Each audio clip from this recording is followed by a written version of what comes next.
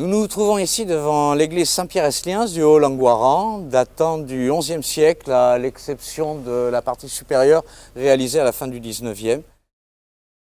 L'intérêt de l'observation des édifices publics anciens est de bien avoir sous les yeux l'ensemble des matériaux de construction locaux qui étaient employés à l'époque, et en particulier de cette pierre de taille, le calcaire d'Entre-deux-Mers, calcaire stéri, qui constitue l'ensemble de l'assise de l'édifice. À l'autre extrémité de l'église, on peut observer l'extérieur du chœur qui présente les deux grandes variétés de pierres de taille qui ont été employées ici.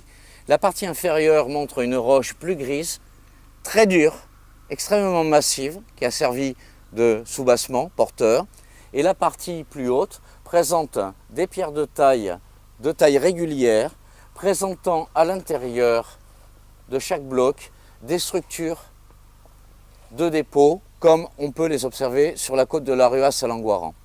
En s'approchant de ces pierres, on peut observer qu'elles sont constituées pour l'essentiel de petits éléments qui correspondent à des petits fossiles ou à des débris de coquilles d'animaux marins qui vivaient dans la mer de l'époque.